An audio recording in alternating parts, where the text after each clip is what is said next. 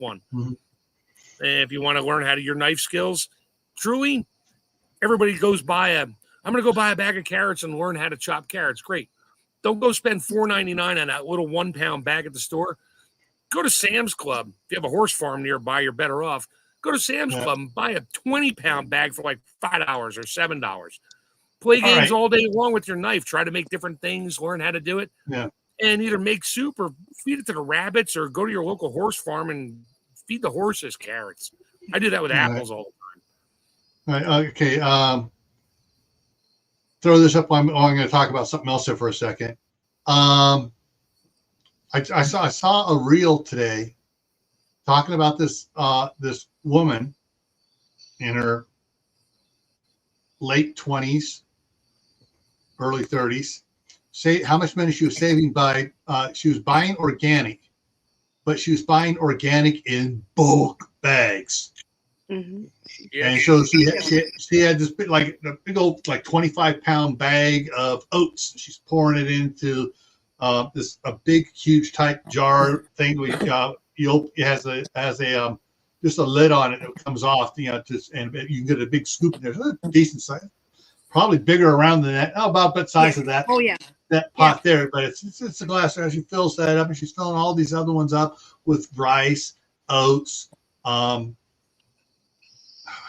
grains and stuff. I couldn't tell exactly what they all were, but she's buying bulk to do it, and then she's processing it for storage for use. Yeah, there you go. Yeah. Meal.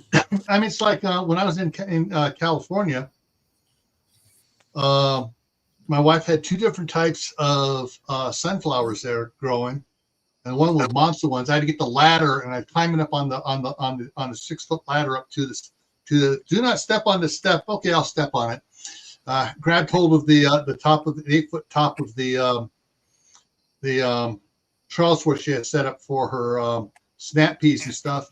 And reaching up and cutting off the sunflowers that were starting to dry up, and she was catching them in a bag. So the seeds didn't go anywhere, and the seeds would go in the bag. And so I probably brought back a couple thousand seeds. And then what I did, so I'm saving the seeds there, processing the seeds for future use. I think I told you about 3 months ago, I picked up a 50-pound bag of the black oil sunflower seeds, little tiny ones, and I brought it out to the property. And as I'm pushing trees down, I had a bucket between my legs. I'm just throwing seeds everywhere. I figured the mice are going to get it because there's a lot of little mice, and I got rabbit, you name it, it's out there. And I went back, like 4 or 5 weeks later, didn't really see anything, didn't have to cut. I drove by it Wednesday after I went out there to check out a house, which that didn't pan out. And I drove by the property to look, and I was like, holy crap, I have a couple hundred sunflowers coming up. They're tiny. They're only like 18 inches high. They got these little like mini pie dish sunflowers on them. Like, oh, I took a bunch of pictures, sent it to my wife. She's like, oh my God, that's so cool. And I'll just let them go to seed, and they'll reseed themselves. And I'll just I know I'm going to get lots of pollinators out there for it. And they'll acclimatize themselves over the generations to that growing conditions there, and eventually they'll be mammoth again.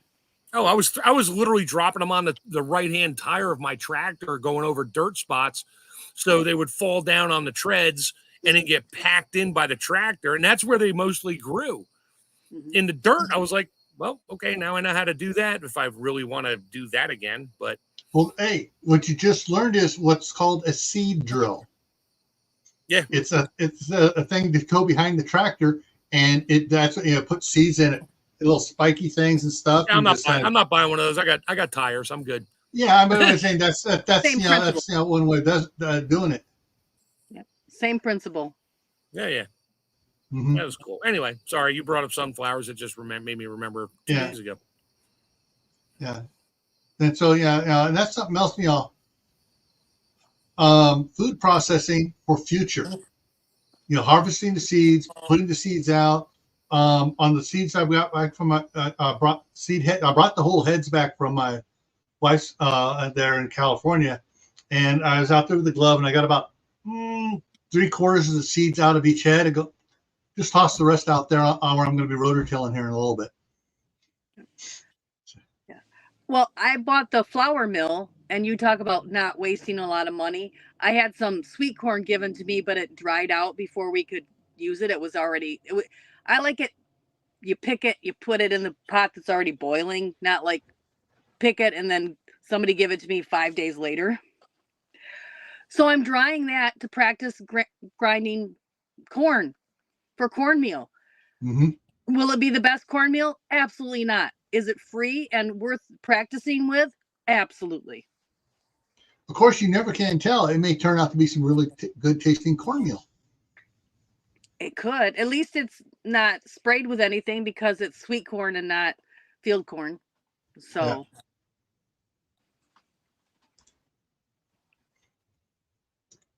Yeah. Yep. Yeah. So there's a lot of when it comes to processing, and this is the thing that bugs me. Everything we've just been talking about again here. Most, I would say, probably 96% of the population between the age of 18 and 35, maybe even 40, don't know how to do a lot of this stuff. No, they just know how to heat up a box of mac and cheese, maybe cook a steak and a baked potato, and that's about it. But they buy it as they need it, and that's the problem. Some of the older ones know how to cook a little bit better, but the young, as you get, the younger you get, the more they're not taught, and the more they go, I don't want to hear that. I can just order. I want to hear about fashions and trends and other crap. Yeah. Oh, I love it when my 3 daughters call me on the phone randomly at 6:30. I'm like, hey, what's up? I'm about to make whatever. And I don't remember what you did. How did you do it? And I tell them over the phone, or we'll Skype or whatever, and I'll show them. And I'm like, oh, perfect. Thanks. My one daughter called me tonight. She's like, guess what I found? I was like, what? She's like, a jar of your bread and butter pickles. I'm like, I haven't made those since 2017. She's like, I know. And she's like, they're so good. I'm like, was it? She's like, it was in the back of the closet, got buried. It was dark. And she said they were still crunchy and stuff. I was like, good, because I still got 8 jars left down there. And they're now 7-year-old bread and butter. There you go. Mine are different, Tammy. Mine are in the old glass dome jars with the rubber gasket and that. And they're still holding strong because they're good gas. Well, you saw my pictures of that. Yeah. Oh, yeah. And a long time ago. But yeah, I still use those. But not for pressure canning, just for water bath, only because I love the jars. I don't want them to break because of pressure. And yeah, but they'll hold pickles and tomatoes for a long time. I did not water bath my pickles this year. I open kettled all my pickles. Okay. And everything sealed good? Every jar. Cool.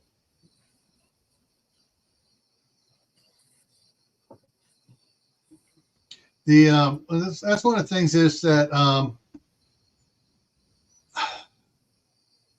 tomorrow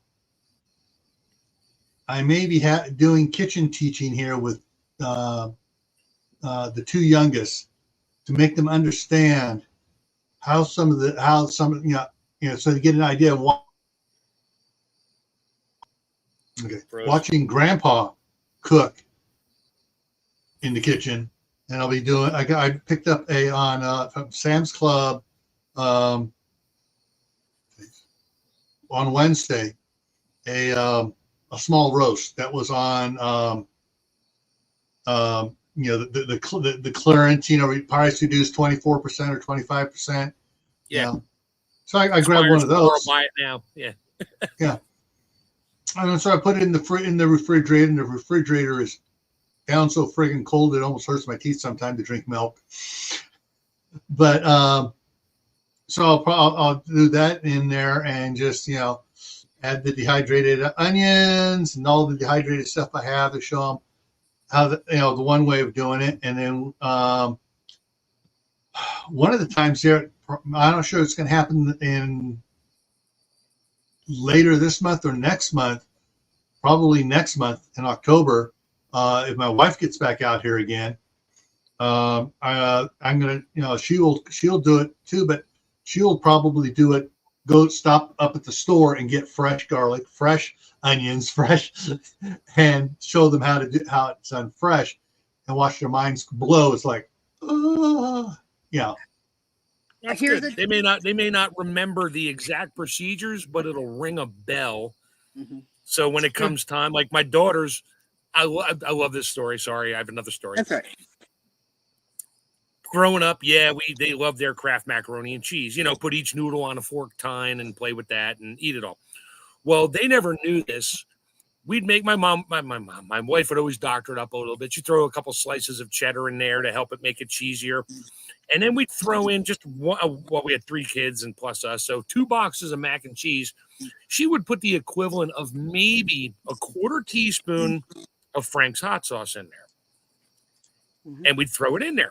They never knew. You couldn't taste it. It didn't taste hot, wasn't spicy, but it opened your taste buds up. And the first one that went to college, she calls up, she's like, Dad, I'm making a mac and cheese just like you guys did. I put a little bit of cheddar cheese in there. It just doesn't taste right. What did you do? I'm like, you don't want to know. She's like, no, I really need to know. I'm like, you need to put a couple drips of Frank's hot sauce in there. No, I don't like hot sauce. I'm like, I know. I said, try it. She did that. Her friends, her roommate tasted it. They're like, oh my God, this is the best mac and cheese. She taught everybody at school how to throw a couple drops of Frank's hot sauce in her mac and cheese. But it was a procedure. It was a process. It was something that I did and they loved it. And now they do it. But they don't remember it. They remember you did something. They just can't remember what. So yeah, you plant the seeds and it grows. Yep. Now back to the Halloween comment. It triggered something for me and the kids. This time of year, leading up to Halloween, they have the jack-o'-lantern kits where you can get the knives that are safety knives. Not the cheapo plastic ones, but the next step up. Yeah. And those are perfect for little kids in the kitchen, like 4 or 5 years old, before you're ready to give them a real one. Yeah, it's like a serrated plastic knife, except a little harder. Yeah, and they can't bring it back against themselves because it doesn't cut on the way back. It only cuts on the way up or something. It's a safety. Yeah, it's got the little spring-loaded safety cover. Yeah.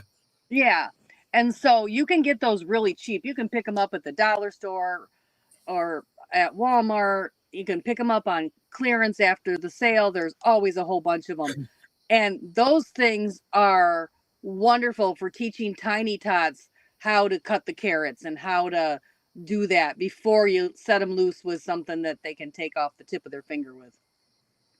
So Myra Page and Deb's off 1729 came in on your side, Tammy. Thank you. And going back to the question that Diana asked about, recommend a good book on dehydrating. There's a lot of them. Your Bald Blue book has stuff too. I just typed in dehydrating cookbook. And so dehydrator Bible, dehydrating cookbook, dehydrating food on Amazon. This is like the manufacturer's one for the Sorry dehydrator. Boom. And it probably, you just look, I just look up cookbooks, but you can look up how to dehydrate food books as well. Stocking Up does canning and dehydrating and a couple other different methods of food preservation. That's a great one for having just on your pantry shelf for a wide range of preserving food. That was Stocking Up again, right? Yep, Stocking Up. Yep. Stocking Up, yeah. So instead of doing a dehydrating cookbook, let me change the spelling here to a how to dehydrate. Okay. I also know a great Facebook group by the name of Rebels. There's a whole Rebel dehydrator group. Yep. I think I was on that for a while. When I first got my dehydrator, and I was like, Yeah, okay. I pretty much do like all my fresh herbs and stuff in a dehydrator. Freeze drying is a different thing Yeah. for herbs, but dehydrating, oh yeah, it's great. And I just pack them up. I mean, all my parsley, I filled my Excalibur up, 9-tray Excalibur. That thing was loaded with parsley, and I'm jealous. Whatever. I'm sorry. Yeah. I still didn't have all the parsley in there, and I had that thing. It ran for like 2 days, and got everything nice and dry, and I packed it in jars, threw a desiccant pack in there. What's up, Lewis? Threw a desiccant pack in there, and yeah, parsley was nice and clean, keep it in a dark place, and you're good. And I had fresh parsley. I mean, it didn't rehydrate as much, but you can crumble it up and throw it right in the soup and the stew and your mac and cheese, whatever you want. And it's great for dehydrating. It's awesome. It's not expensive, and herbs and stuff are great for that. Meats, if you're doing jerky, you got to do the right way. You need a book for that. It's a recipe. It's a formula. I got a wreath from the dollar store, the wreath form, the metal wreath form. It looks like an old, metal coat hanger kind of a thing, and some clothespins, and that's what I'm using right now for a dehydrator rack. It's been so hot right now. I haven't needed to put it in and run electricity. So, I mean, for $2.50, because nothing's $1 anymore. I've got a dehydrator rack. I've got a whole bunch of echinacea, basil, thyme, oregano, lemon balm, and strawberry leaves on it right now. Yeah, that's what I got to do to my oregano. I have oregano took up a 3-foot by 2-foot part of my bed, and it's just out of control. So I got to get all that in there and get it dehydrated. I mean, it keeps coming back every year. It just gets worse and goes to seed, plants itself. That and sage. I got golden sage out there. It's a tree. Who needs that much sage? You don't. I mean, I have it, but you can't use sage in everything. It goes in like my turkey and stuff like that, and maybe some soups a little bit, but not 10 pounds of sage. But I'll freeze dry. I don't know. You run into those nasty people who get upset at anything. Think that they're the thing you're gonna need to pull out. Be gone, bad spirit. Be gone. No, that's where you roll it into like a giant whatever cigar thing, and you do a sage burn to get rid of the bad evil spirits. Yeah. Jelson just start tossing at them and then burn. Yeah. Oh, okay. All right. 2 points here.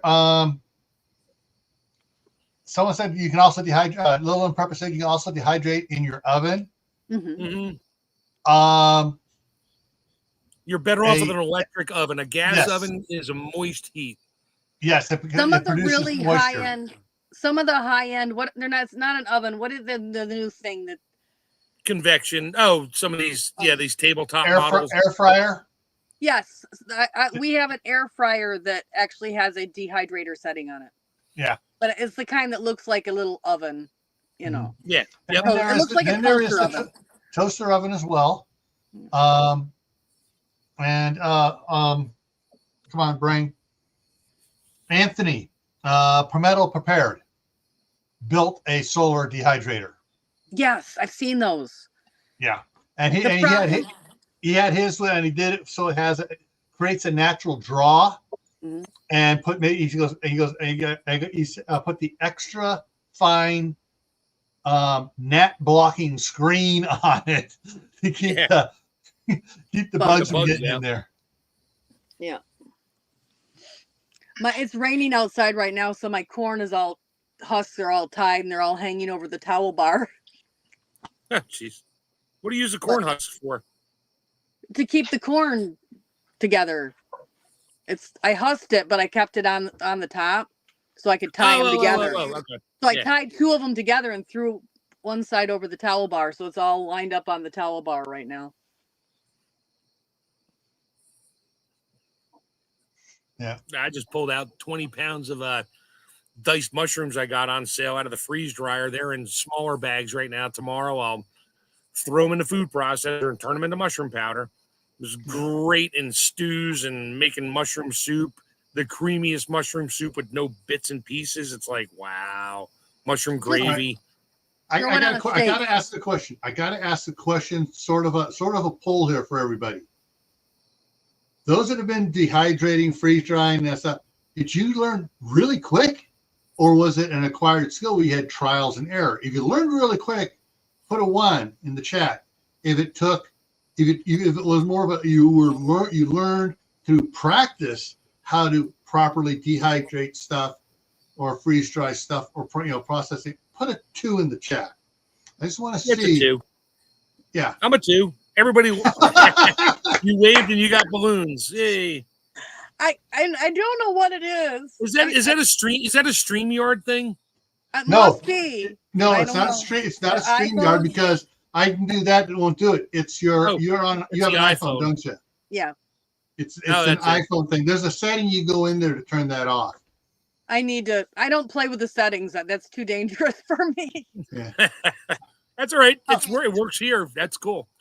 Yeah, All right. it's fun. Mike says 2. Tammy Harder says 2. And so There is no 1 in here unless you're an absolute genius at everything.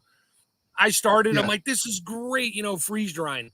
This is great. And then I realized a month and a half later, what did I do wrong? Why are my sweet potatoes now not crispy in the bag? They're now mushy because I didn't do the weight thing. And I want to do a video on that one, which I will, and about stuff, procedures. The first time I dehydrated carrots, they all turned black. Mm-hmm. They're dry as a bone, but they're black because I didn't blanch them. I watched somebody do, I went to the store and I bought all these bags of frozen vegetables, corn and beans and things. And she threw them in a freeze dryer and they came out and they looked wonderful. Well, I tried it. They all shriveled up and I realized, no, my temperature was either off. Something was off. They don't rehydrate. It takes like hours in a pot of soup for them to rehydrate. And yeah, I mean, I was like, okay, I'm done doing that. A 5-pound bag of green beans fit in a quart jar. I'm like, this can't be good. And I think I wound up throwing them out. I tried them once. I was like, no, not worth my time. This was crap. I'm just going to go back to jerky and herbs and call it a day and making fruit leathers. yeah. Oh, applesauce on a tray in the dehydrator. Oh. And pear sauce. Baby sauce. We call that baby sauce. My kids Baby don't sauce. like pears. They don't eat pears. They don't like them at all. But they like baby absolutely sauce. love baby sauce. And they don't watch your videos, do they? So they'll never know. They know now. I told them. Oh. But I got to make baby sauce for Grayson. He's Yes. 8 months old. He's ready for baby sauce. Yeah. Yeah, some of the stuff I dehydrate, I had to look up on the internet, on YouTube actually, like turmeric and ginger, eggs, stuff like that, right? You dehydrated That doesn't come in eggs? the Cooked eggs? book. Yeah, I dehydrate them in my air fryer. How do they rehydrate? Very good or eh? They're okay. Like they're not. If I'm just eating the eggs by themselves, the scrambled eggs, that's what I make them, or I use them in baking. Okay. And so, I mean, all this is really great. Everybody's talking about things they learned, all the skills, and that's and that's a lot of things. I'm going to say it, even though this is the homesteading side, Friday night on the homestead, a lot of preppers don't know how to do that, and Well, so homesteaders need to teach the preppers how to do this stuff. The basic bottom line is if you don't fail, you didn't learn anything. Yeah. So if anybody, like I said, if anybody put a number 1 in there, and I don't think anybody put a number 1 in there, No. we all try, we start, we do something works, and all of a sudden something doesn't work. What I do wrong? Then you figure it out. 4 tries later, you finally figured it out. Okay, I wasted a lot of stuff and something didn't work. I had to eat it right away or whatever. It didn't taste very good, but I ate it because it's mine and I don't want to throw it in the trash. So there's that. I just heard a kid screaming outside, so I'll be back in just a second. All right, we'll hold down the fort. I have a question for Lewis. Did you get your potatoes canned? Yeah, I got like 7.5, 12 packs of the 500 milliliters done in one day. Wow, nice. Nice. I saw your carrots. Your carrots looked beautiful. Yeah, I'm loading up a video right now of the potatoes that I got canned. I got another 10 pounds or so. I got this French fry machine, like this hand thing, but it also has another attachment that makes it into like small little cubes. Ooh. And that's what I did today, and I froze them. Oh, nice. Did you blanch them first? No, I don't normally blanch them. They always turn really gray for me if I don't blanch them. It was not an emergency. One of the kids was chasing the other one, and he was screaming loudly with a smile on his face. It's like, don't scream. Ooh. Well, now they know it got your attention, so guess what? Guess what? You just taught them a new skill. No, they just realized it's not to do that because Grandpa had his very unhappy face when he stuck his head out the door. Uh-oh, I think Lewis dropped off there. Oh, we lost him. Yeah. Yeah.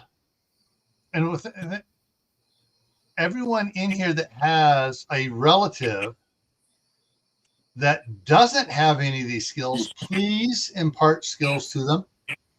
Think of it this way. Oh, here he is back. If you impart these processing skills for food you grow in the garden, for animals you raise, for processing and doing stuff to it, to store it, to eat it, to however you're going to process it, to cook it, and they don't know it, and you can teach them to that, especially if you teach the ones about growing the food and everything else and raising it up and saving it. If they know how to do that, they're less likely to become a burden on you. If that, as Steve says, that magical line gets crossed for SHTF or whatever it is that you could just be something simpler. But if they are able to take care of themselves and do it without having to rely on somebody else, that's another one on the good side to help out balance off the leeches that may come out of the woodwork later on. Cool. If you can't hear that, they just came in the door and they're hollering. Hang on a second.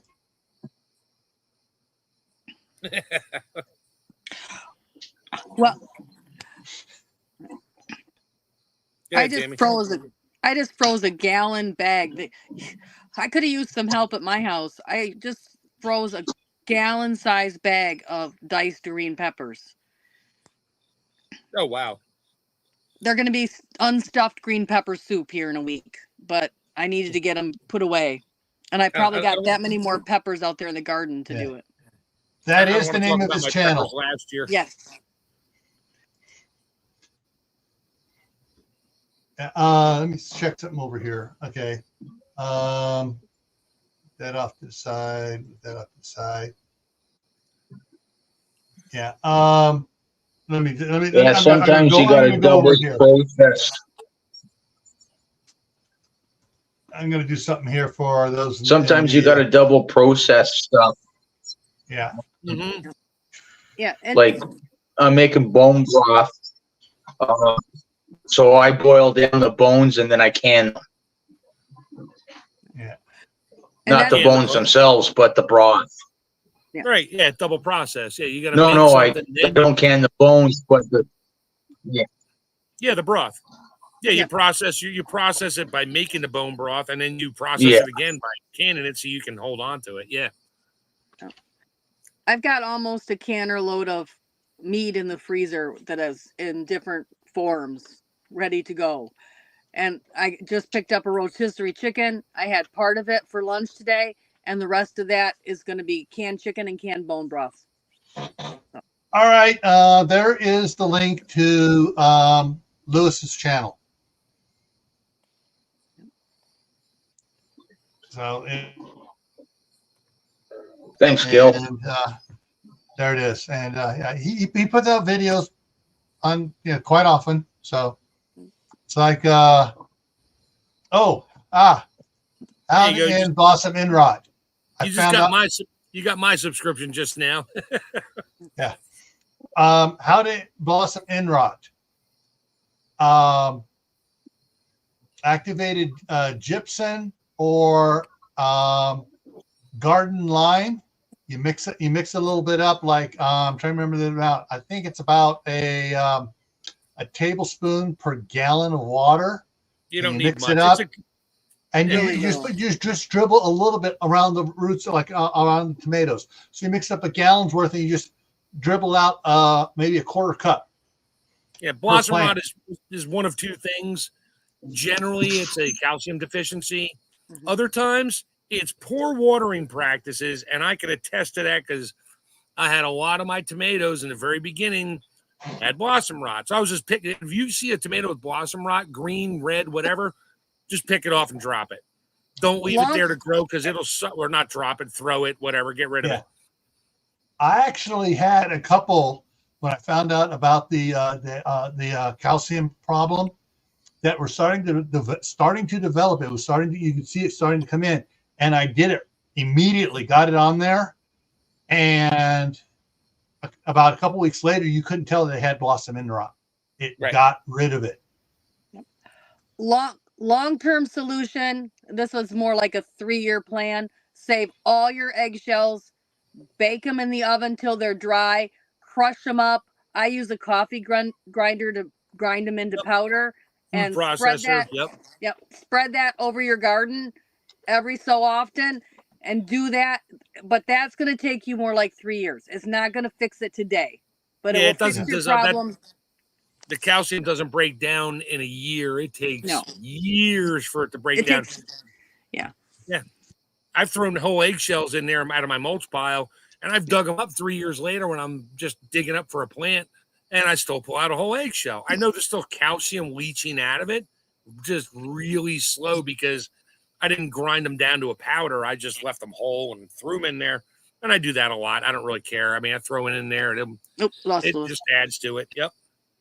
But that's a long-term solution. So never throw your eggshells in the trash again. If you have a garden, save them. When you get enough, run a load in the oven, dry them out, powder them, crush them, something, throw them in your campfire, throw the ash on your garden.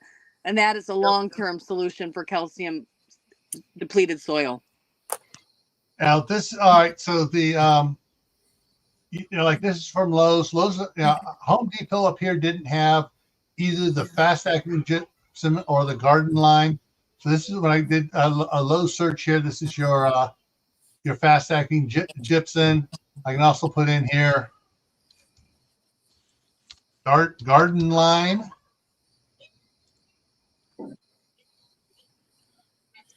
And you get the different garden limes, and I actually have the fast acting lime. You got to still read the ingredients on there, or go to the website and get the MSDS sheet. That's what I did. I checked it. It's not always just gypsum. They got other stuff in there to make it act faster, which may or may not be good for vegetables. Might be great for your grass, but that's about it. But so that's I got the fast acting gypsum. I got I've used. I read it all, and it's good. I've only gotten the garden lime once. I got most of the bags still out there, and I I've been using it around mainly on the lawn area, because what is the one thing that grows in the lawn that people don't like, that grows when there's a deficiency of calcium in the soil? Dandelions. Oh, yep. Dandelions have root goes down to bring up calcium, and putting the gypsum or the garden lime out there, it does not kill the dandelions, but the seeds don't, you don't get as many seeds that, you know, the next spring they go, oh, there's calcium in the soil. Okay, we don't need to pop up. Yeah. And when I forget to put it on in the fall, what happens in the spring? You get to go dandelion we got jelly. all the bees. Dandelion jelly and Yeah, I gotta find that meme I had. It was a picture of a rose and a dandelion. The rose is like, oh, my pH is off by 0.1. I'm gonna die. And the dandelion's growing in the sidewalk, going, hell yeah, concrete. Didn't say hell yeah, but you know what I mean. What is one of the ingredients in concrete? Calcium, lime. Yes, I know. They add calcium to it, especially if it's a winter pour or a rain pour concrete. They add 2 to 3% calcium to it to get it to set up in the cold conditions or in wet conditions. So, yeah.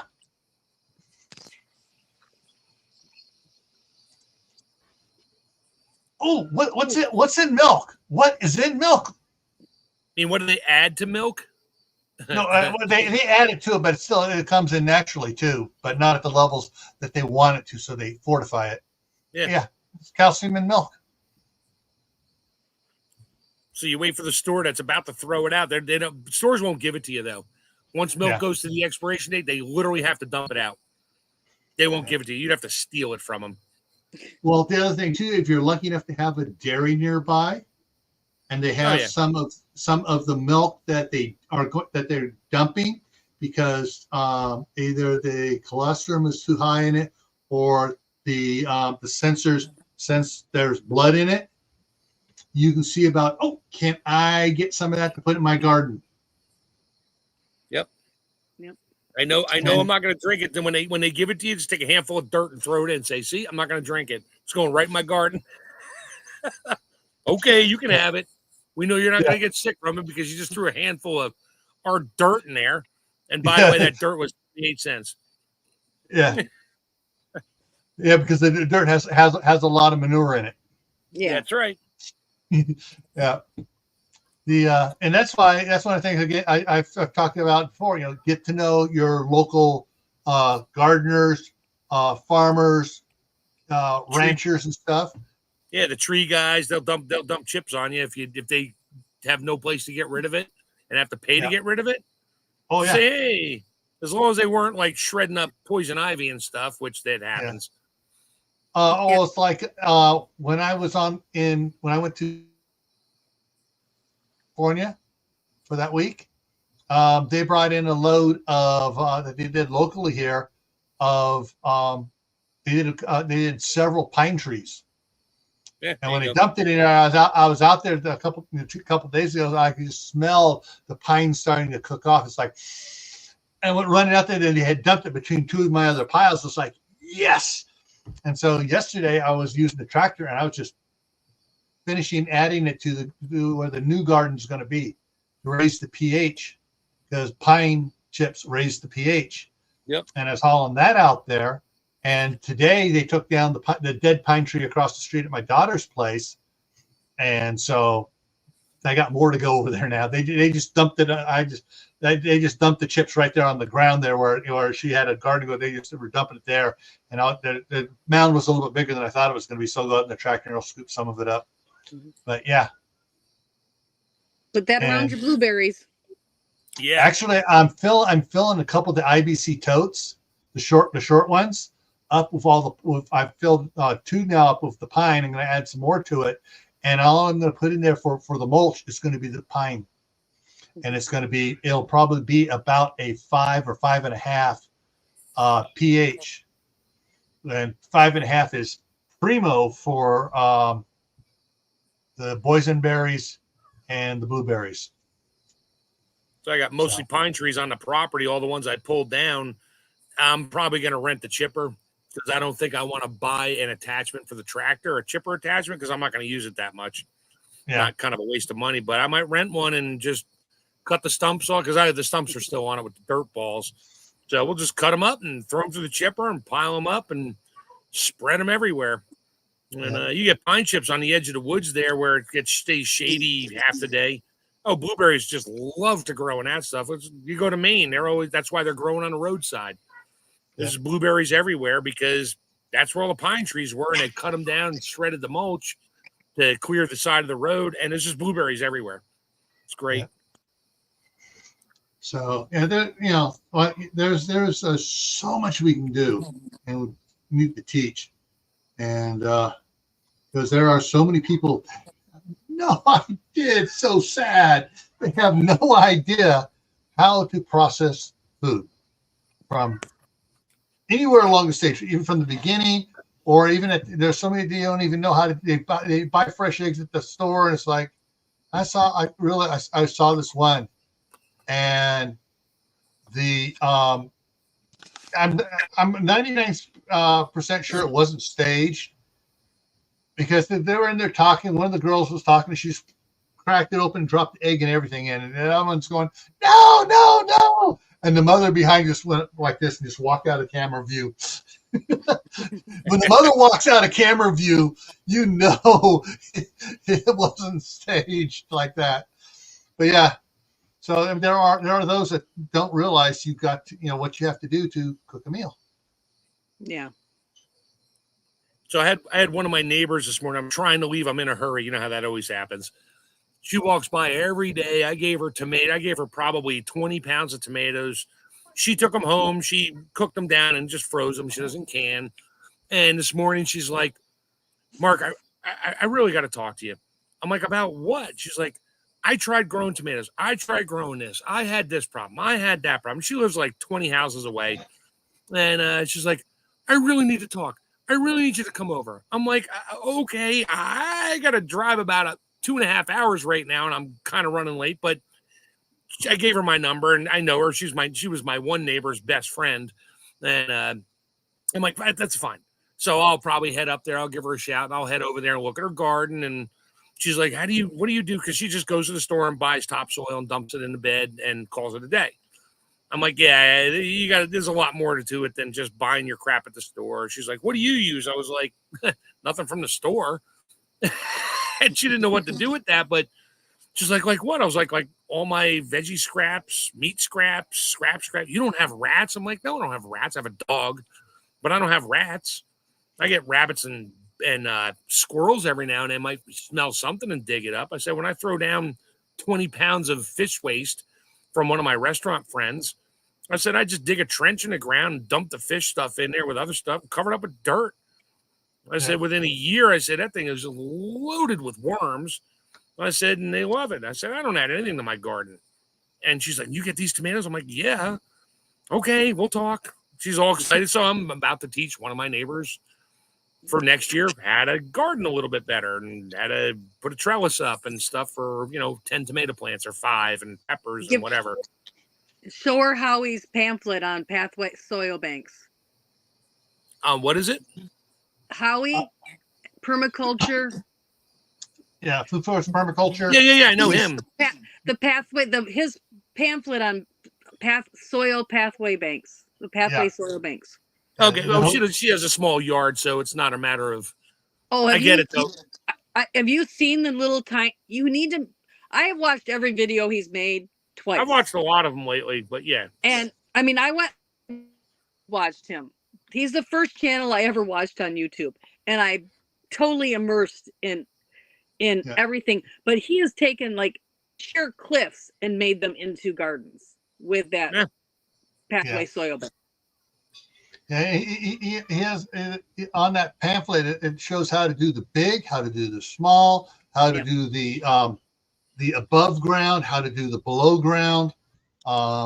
Different Brown, ways of green, doing brown, it. green. Yeah. layer, how to layer. Yeah, layer cake. Yeah, you layer cake in your garden. Somebody just mentioned that. Where is it? Oh, CR said that. Yeah.